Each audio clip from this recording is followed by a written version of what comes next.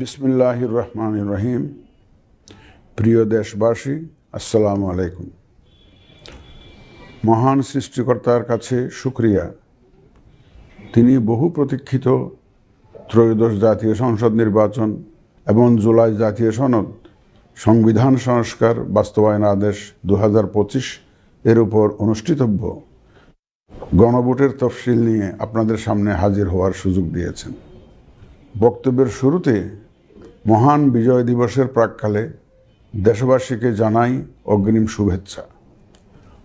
মহান মুক্তিযুদ্ধে শহীদদের প্রতি জানাচ্ছি বিনম্র শ্রদ্ধা এবং তাদের আত্মার মাগফিরাত কামনা করছি। একই সাথে জুলাই আগস্ট 2024-এর ছাত্র গণ অভ্যুত্থানে শহীদদের স্মৃতির প্রতি জানাচ্ছি আমার শ্রদ্ধা এবং তাদের আত্মার শান্তির জন্য দোয়া করছি। মহান মুক্তিযুদ্ধ থেকে শুরু করে 2024-এর ছাত্র গণ অভ্যুত্থান পর্যন্ত সার্বভৌমত্ব এবং গণতন্ত্র প্রতিষ্ঠা ও রক্ষার সকল আন্দোলনে যারা আহত, নির্যাতিত ও ক্ষতিগ্রস্ত হয়েছেন তাদের প্রতি জানাই আমার আন্তরিক সমবেদনা। আহতদের দ্রুত আরোগ্য এবং স্বাভাবিক জীবনের জন্য প্রার্থনা করছি। প্রিয় দেশবাসী, জাতি হিসেবে আমাদের অমোঘ শক্তি হচ্ছে স্বাধীনতা, সার্বভৌমত্ব ও গণতন্ত্রের জন্য আমাদের ভালোবাসা ও আত্মত্যাগ। জাতির প্রত্যাশাকে ধারণ করে আমাদের সংবিধান রাষ্ট্রের উপর জনগণের একচ্ছত্র মালিকানা নিশ্চিত করেছে। জনগণের প্রতিনিধিত্বশীল মালিকানা প্রতিষ্ঠার একমাত্র পথ হচ্ছে নির্বাচন। দুঃখজনক হলেও সত্য যে মানসম্মত নির্বাচনের অনুপস্থিতি প্রায়শই আমাদের ঐতিহ্য এবং সামষ্টিক প্রত্যাশাকে ম্লান করেছে। এমনই এক প্রেক্ষাপটে 2024-এর গণ অভ্যুত্থান সংঘটিত হয়েছে।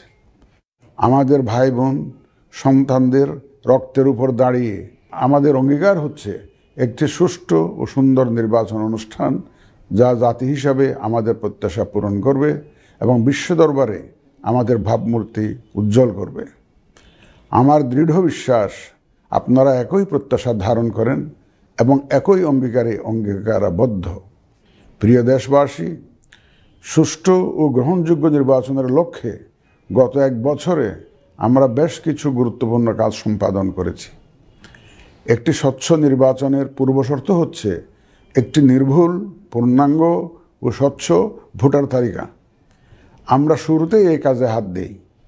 গত এক বছরে নতুন ভোটার অন্তর্ভুক্তির পাশাপাশি ভোট বিমুখ এবং বাদ পড়া প্রায় 45 লক্ষ ভোটারকে তালিকায় অন্তর্ভুক্ত করা হয়েছে এবং 21 লক্ষাধিক মৃত ভোটারকে তালিকা থেকে বাদ দেওয়া হয়েছে।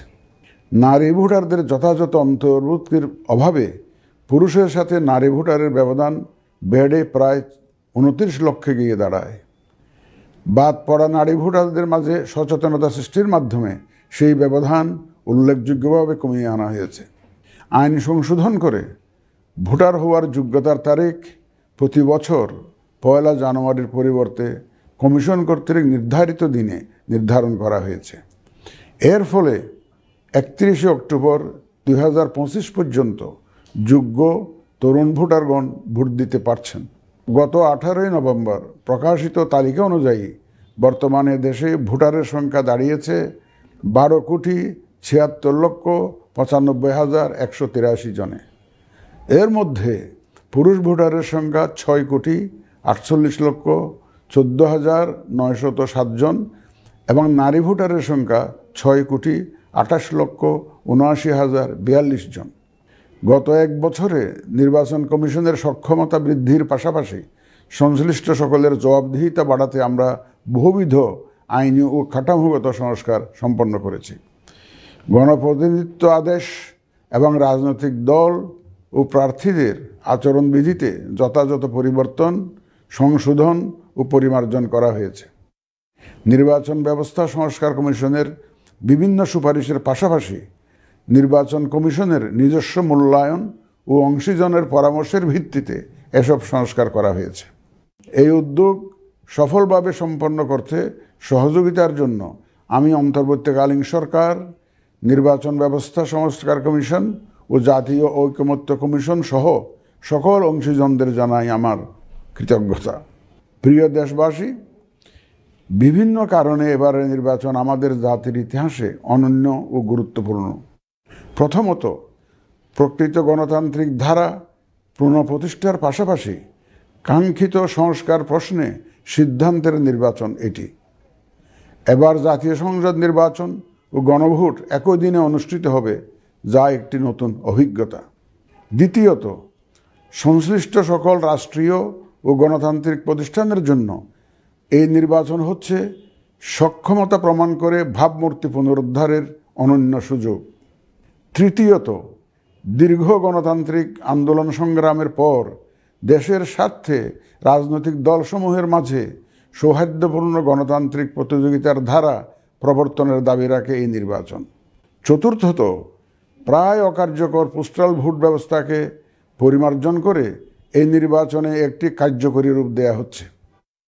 বিশেষ করে বাংলাদেশের অন্যতম চালিকা শক্তি আমাদের রেমিটেন্স যোদ্ধা তথা প্রবাসী বাংলাদেশি ভোটারদের প্রথমবারের মতো ভোটের আওতায় আনা হচ্ছে। একইভাবে প্রথমবারের মতো ভোটের আওতায় আসছেন আইনি হেফাজতে থাকা ভোটারগণ।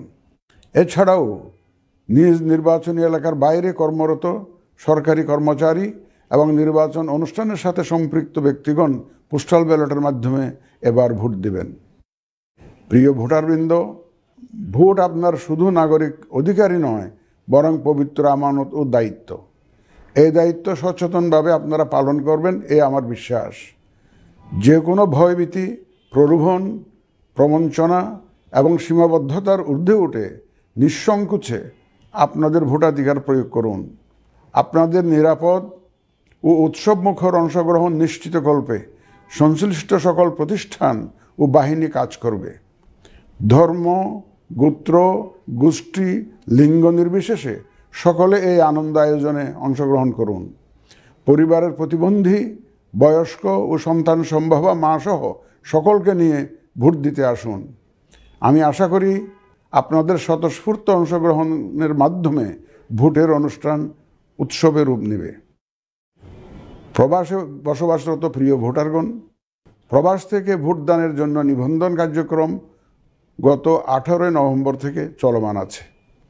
আগামী 25 ডিসেম্বর পর্যন্ত পোস্টাল ভোট বিডি অ্যাপের মাধ্যমে পৃথিবীর যে কোনো স্থান থেকে ভোটদানের জন্য আপনারা নিবন্ধন করতে পারবেন। আপনারা এই সুযোগ গ্রহণ করে ভোটে অংশ নিন, দেশ গঠনে আপনাদের অধিকার বুঝে নিন। প্রবাসী ভোটারগণ ছাড়াও দেশের ভিতরের 3 ধরনের ভোটার পোস্টাল ব্যালটে ভোট দিতে পারবেন, যা ইতিমধ্যে উল্লেখ করেছি।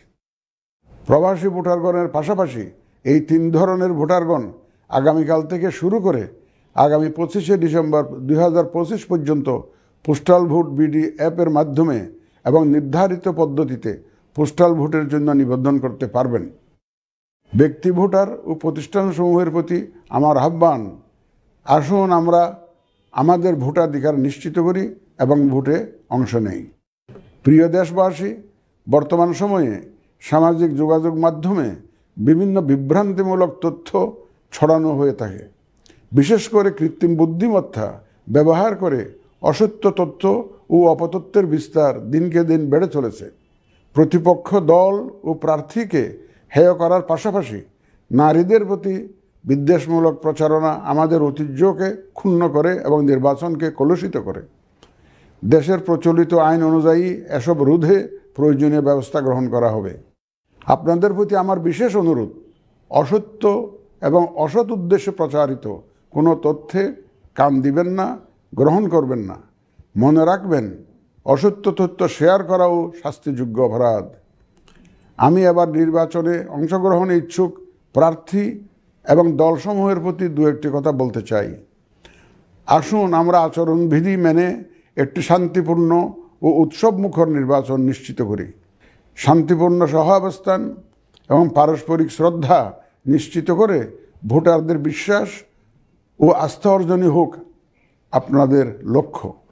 নির্বাচনে দায়িত্ব পালনকারী প্রিয় সহকর্মীবৃন্দ, নির্বাচন কমিশন স্বচ্ছতা, নিরপেক্ষতা এবং দৃঢ়তার সাথে দায়িত্ব পালনে বদ্ধপরিকর।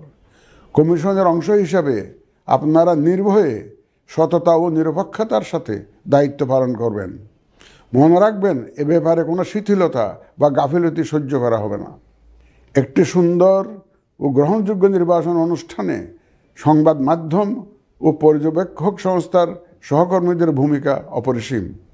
আপনারা স্বাধীনভাবে সর্বোচ্চ পেশাদারিত্ব, নিরপেক্ষতা ও বস্তুনিষ্ঠতার সাথে আপনাদের দায়িত্ব পালন করবেন, এটিই আমাদের প্রত্যাশা।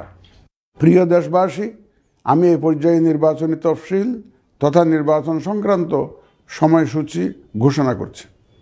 আগামী 2026 সালের ফেব্রুয়ারি মাসের 12 তারিখ রোজ বৃহস্পতিবার 300 আসনে ত্রয়োদশ জাতীয় সংসদ সাধারণ নির্বাচন এবং একই সাথে জুলাই জাতীয় সনদ সংবিধান সংস্কার বাস্তবায়ন আদেশ 2025-এর উপর গণভোট অনুষ্ঠিত হবে। ত্রয়োদশ জাতীয় সংসদ নির্বাচনের জন্য মনোনয়নপত্র দাখিলের শেষ তারিখ আগামী 29 ডিসেম্বর 2025 রোজ সোমবার। মনোনয়নপত্র বাছাই হবে আগামী 30 ডিসেম্বর 2025 রোজ মঙ্গলবার হতে 4 জানুয়ারি 2026 রোজ রবিবার পর্যন্ত। রিটার্নিং অফিসারের আদেশের বিরুদ্ধে কমিশনে আপিল দায়েরের শেষ তারিখ 11 জানুয়ারি 2026 রোজ রবিবার। কমিশনে দায়েরকৃত আপিল নিষ্পত্তির তারিখ 12 জানুয়ারি 2026 রোজ সোমবার থেকে 18 জানুয়ারি 2026 রোজ রবিবার পর্যন্ত। প্রার্থিতা প্রত্যাহারের শেষ তারিখ 20 জানুয়ারি 2026 রোজ মঙ্গলবার। রিটার্নিং অফিসার কর্তৃক চূড়ান্ত প্রার্থী তালিকা প্রকাশ ও প্রতীক বরাদ্দ 21 জানুয়ারি 2026 তারিখ রোজ বুধবার। নির্বাচনী প্রচারণা চলবে 22 জানুয়ারি 2026 রোজ বৃহস্পতিবার হতে ভোট গ্রহণ শুরুর 48 ঘন্টা আগ পর্যন্ত তথা আগামী 10 ফেব্রুয়ারি 2026 রোজ মঙ্গলবার সকাল 7:30 পর্যন্ত। ভোট গ্রহণ হবে 2026 সালের ফেব্রুয়ারি মাসের 12 তারিখ রোজ বৃহস্পতিবার। নির্বাচন প্রক্রিয়ায় সকল রাজনৈতিক দল ও প্রতিদ্বন্দ্বী প্রার্থী সহ ভোটারদের আন্তরিক অংশগ্রহণ ও সক্রিয় সহযোগিতা কামনা করছি। সকলের প্রতি আমার আহ্বান, আসন্ন ত্রয়োদশ জাতীয় সংসদ নির্বাচন ও গণভোট সফল করে আমাদের গণতান্ত্রিক অগ্রযাত্রায় ঐতিহাসিক ভূমিকা রাখুন। মহান আল্লাহ আমাদের সহায় হন।